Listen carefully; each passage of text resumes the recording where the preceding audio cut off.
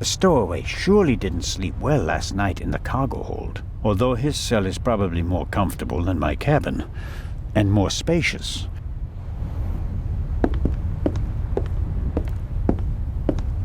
I wonder if this game is an advanced version of Butcher. Maybe the inventor realized that it's difficult to play ball games on a boat and came up with an alternative.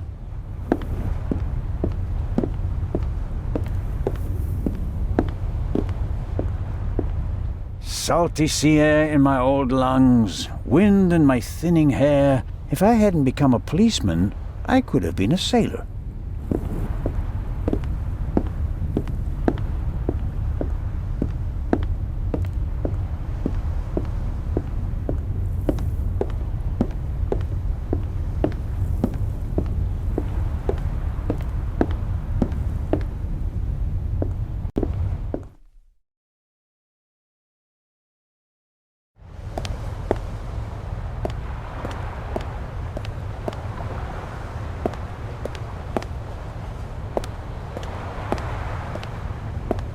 The gangway is hard to miss. Why did the murderer drop the gun on the gangway?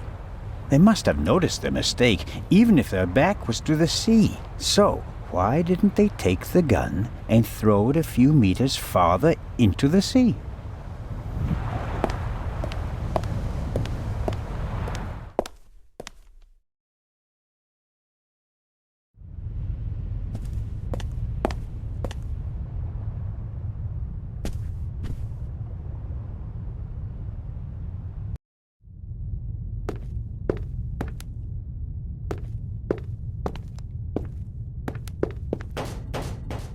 Come in.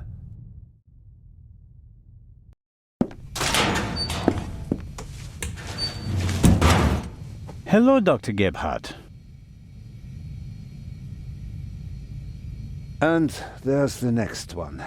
Excuse me? You want something else from me, don't you? I'm afraid I do. What a first day at work. Well? What's the result of your examination of the victim? She's dead. I didn't make you work all night long, Dr. Gebhardt. She was shot. Point-blank shot. Probably with a pistol. It seems like she was lying in bed. The shot struck her heart. She died immediately. One shot? More were unnecessary. And we only heard one shot, no? And there's just one entrance wound. Just one.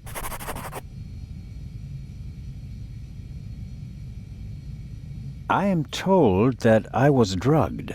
That's how it seems. What can you tell me about it? Me? Why should that be my business?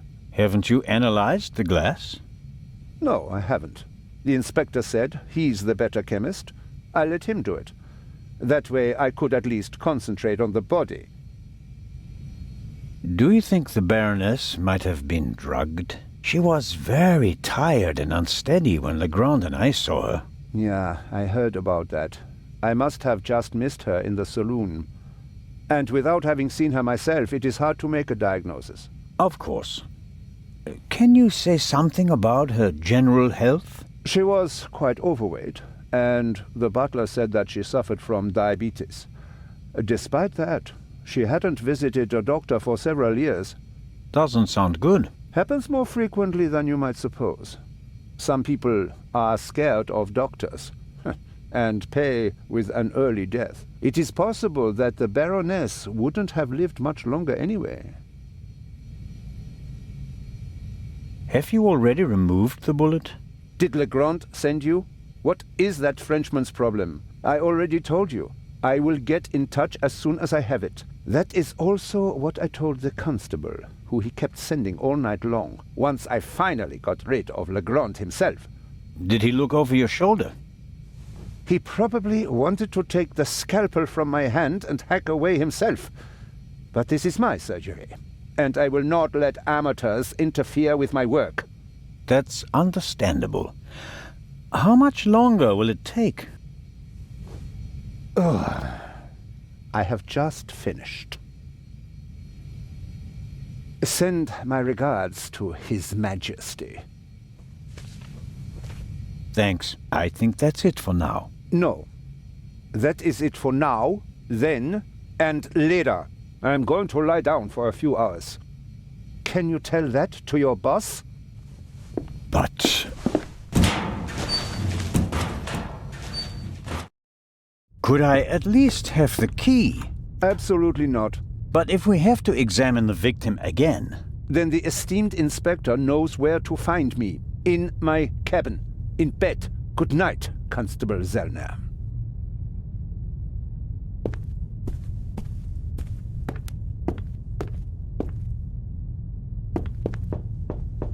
Come in.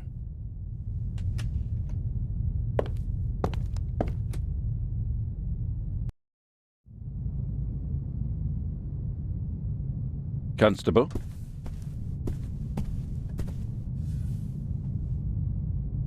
About the bullet. Here it is. Excellent. Give it to me. As I suspected, a 7.65 Parabellum Luger. Don't you want to examine it in more detail? When I have time. For now, though, we can assume that we had the murder weapon. There can't be too many antique Luger 08 pistols on board. May I take a look at the Baroness's cabin? We already searched it thoroughly. Sure. But what about now, by daylight? Yes, fine, it can't hurt. Here, take this with you. Thanks. I'll let you know if I find anything important. But only then, please. I'm very busy. Of course. About the tranquilizer. Who gave you the glass of champagne? It was Captain de Conti. You're sure?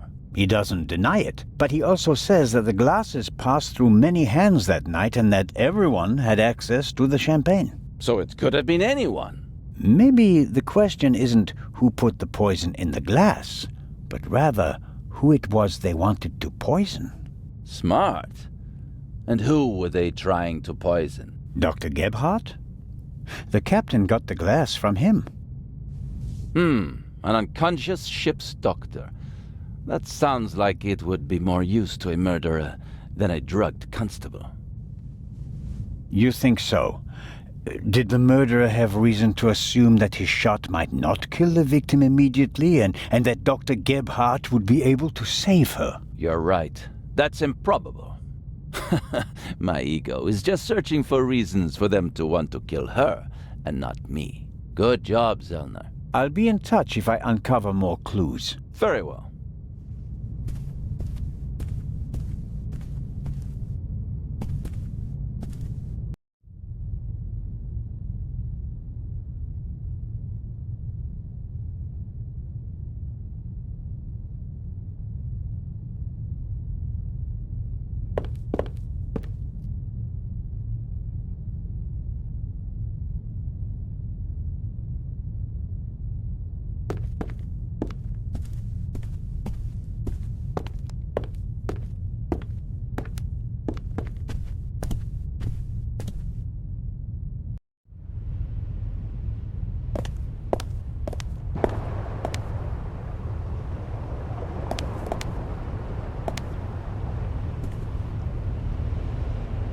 This is the first murder scene I've ever set foot in.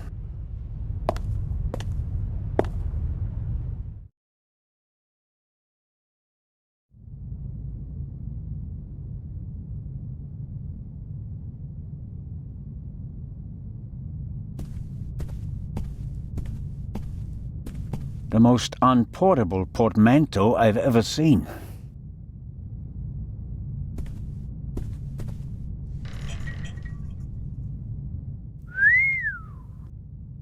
A portable bar is more like it. Must be hard work transporting this big, heavy thing halfway around the globe. And the Baroness was lucky that the other freight cars were only lightly damaged by the explosion.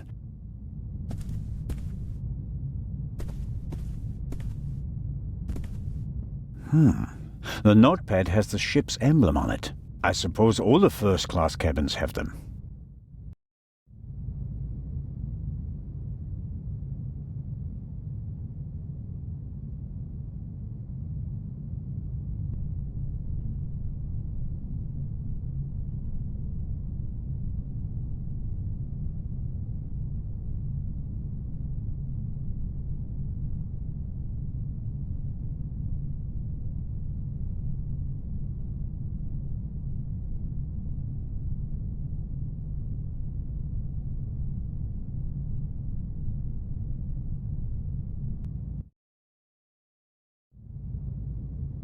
It says, Inspector, be in the saloon at 10 p.m.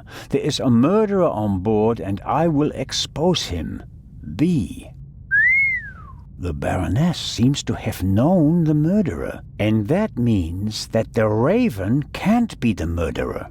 He never killed anybody. Legrand probably never got the message, otherwise he'd have said something. The mannequin surely came with the cabin. A mannequin for the Baroness's clothes would have a more generous figure.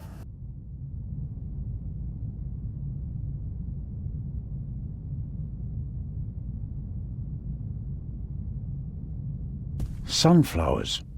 By Van Gogh, I presume. He liked to paint that sort of thing. Can't be an original. They cost thousands of francs. The portholes face the side deck. If someone climbed out of the cabin through a porthole, Legrand and I would have seen them.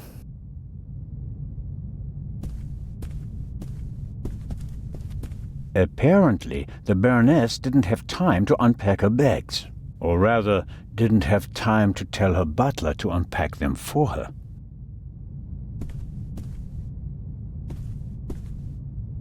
Something's under there. Down feathers, maybe from a quilt or a pillow. Nothing special. Although, it seems like one of the feathers was scorched at the top. Literally burnt. I'll take it with me.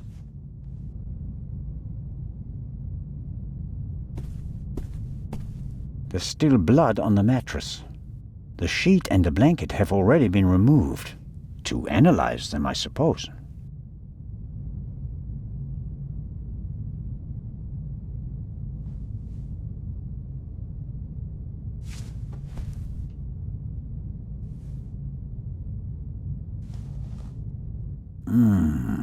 Nothing.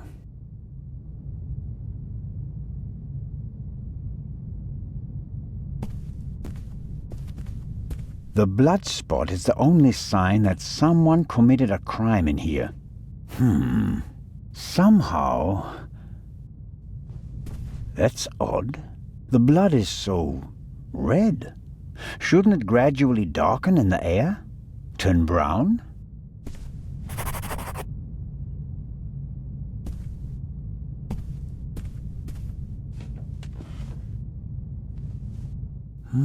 A tape recorder.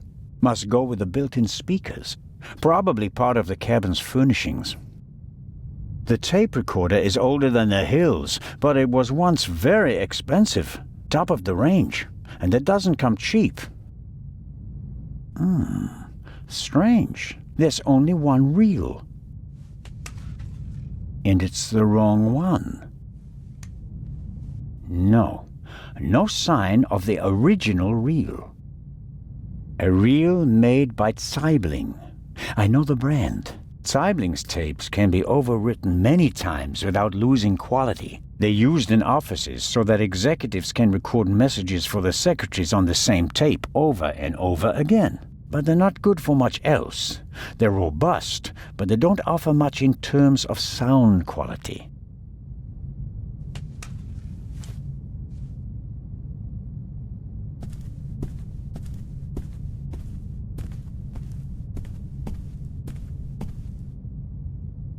Another alarm. It was tripped at some point. The seal is broken. But there's no way of telling whether it happened yesterday or 5 years ago.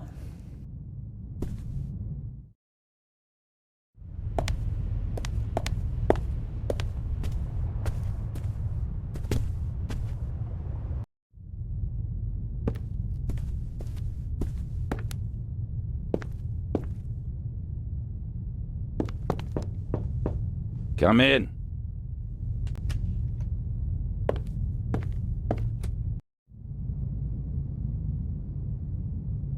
Constable?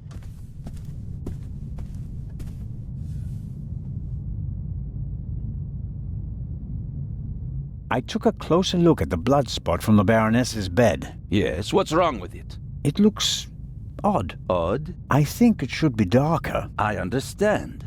The iron in blood causes it to darken the longer it's exposed to the air. Right. And We don't have time to waste. Dr. Gebhardt examined the body thoroughly. He would have noticed if anything was wrong. And you trust Dr. Gebhardt completely? I trust everyone as much as is advisable. There will be a complete autopsy in Cairo.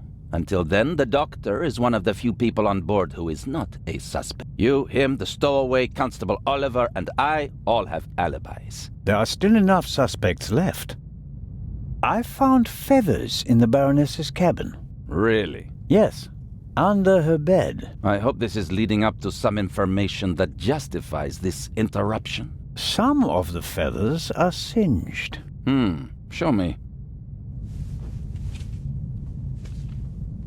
Well, you may have something here.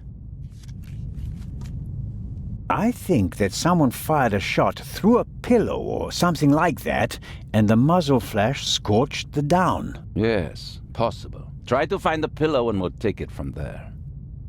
I was able to make the traces of a note on the Baroness's notepad legible. She wrote that a murderer is on board and that she'll unmask him. She asks the recipient to meet her in the saloon at 10 p.m. If we can find the recipient... I was the recipient. Monsieur? When I entered my cabin last night, I found a message on the floor. Someone must have slipped it under the door. Why didn't you say anything about it? I didn't know that I was obliged to.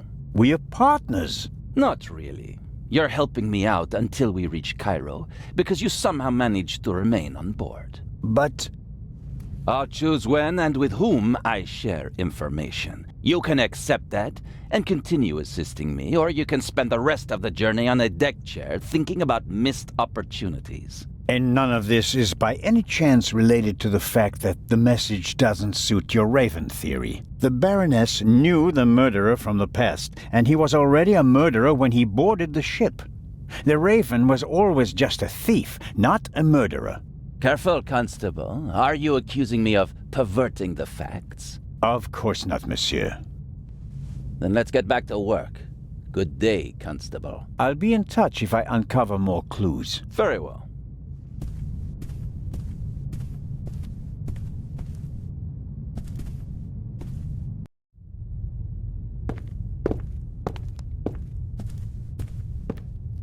An evacuation plan? And some tips from the doctor for avoiding seasickness, sunburn, and the like. And here, a schedule of activities. A drink with the captain, a shuffleboard competition on the forecastle. That's about it. A real barrel of fun. Neither Dr. Gebhardt nor Constable Oliver can keep up with Legrand's pace, but in contrast to good old Robert, the doctor doesn't let himself get roped in for the long haul. I wonder what would happen if Legrand dragged him out of bed for another investigation.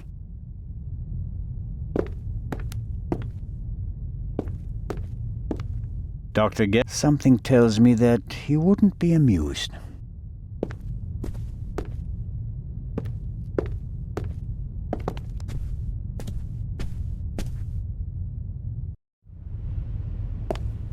The Baroness's butler looks like he didn't get much sleep.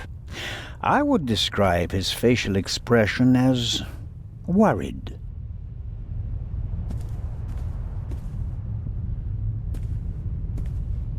Hello, Mr. Inch. Oh, Constable, hello.